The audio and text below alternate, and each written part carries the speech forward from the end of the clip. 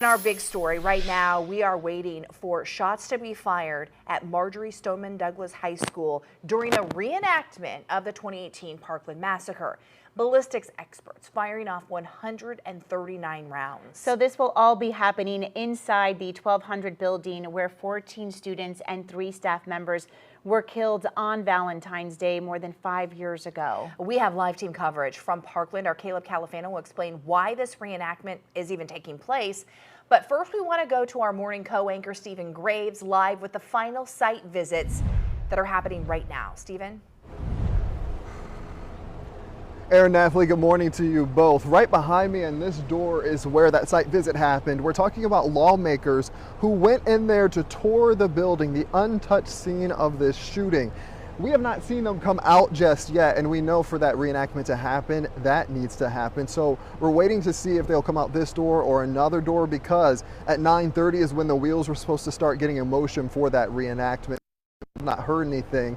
Shots are expected to be fired in there, so they have warned neighbors about that if they hear any shots go off. But again, we're waiting for any lawmakers to come out. The Broward County Sheriff's Office has shut down all the roads around the school to make sure this goes off smoothly. Let's take you to some video now that we shot around 8 o'clock. That was when we saw the around 9 lawmakers go inside of that 1200 building.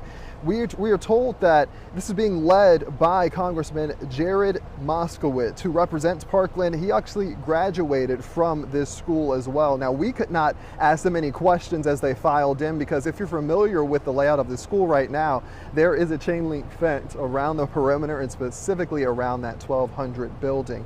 So they're walking through the school right now where convicted shooter Nikolas Cruz murdered 17 people, injuring 17 others. Now, the purpose of this is to give lawmakers an idea of how mass shootings like this affect families, and so they can see firsthand what played out here.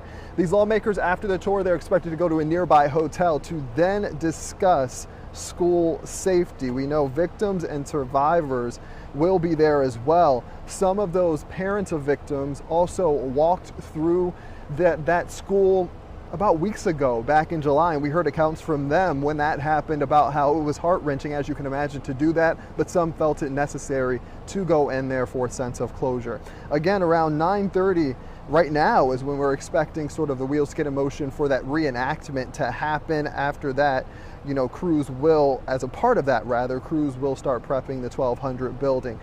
For perspective here, this is part of the civil case against former Broward County Resource Officer Scott Peterson. You'll remember he was acquitted of child neglect charges back in June in a criminal case. Again, this is civil. Peterson claims he did not go inside of that building because he didn't know where the shots were coming from. So the hope with this is so families and other people can get a sense of what he might have been experiencing in the moment. So here now to explain what exactly is going to happen in that building during the reenactment is Caleb Califano. Good morning, Caleb. Good morning, Stephen. Well, we know that reenactment will begin once the members of Congress are finished with their tour, which, as you said, could be finished at any time now. Well, now, once it officially begins, ballistic experts are going to be firing 139 rounds of live ammunition from the same spots that shooter Nikolas Cruz did all those years ago, using the same style of gun, a semi-automatic AR-style rifle, and the bullets will be caught by a safety device. Now, this entire process is expected to take multiple hours and will be recorded. Its main goal is to simulate what former Broward County School Resource Officer Scott Peterson heard when the 6-minute shooting happened. Now, this is all part of a lawsuit brought by the victims' families. They are suing Peterson, saying he failed to protect their loved ones that day. The attorney for the victims saying the reenactment will prove he's lying. Peterson's lawyers argue the reenactment will not be accurate because there's too many details that cannot be recreated. Now, it is important to note that school is out for the summer still, meaning there's not going to be any teachers or students on campus during the reenactment, and for those people who may be struggling hearing those gunshots, I know it's definitely very difficult for a lot of people. We do know that the Eagles Haven Wellness Center right down the road in Coral Springs will be open starting today through Sunday. And that's important because we know hearing those gunshots could trigger some trauma for people. This is right in a neighborhood. Homes are right across from the bushes right in front of us, so it'll be important that that resource is available. Thank you, Caleb. And with this happening, and this is part of the civil lawsuit, we know that a judge did give the okay for this to happen, but it's unclear if this will actually play out, be heard, the recording of it, in the actual trial.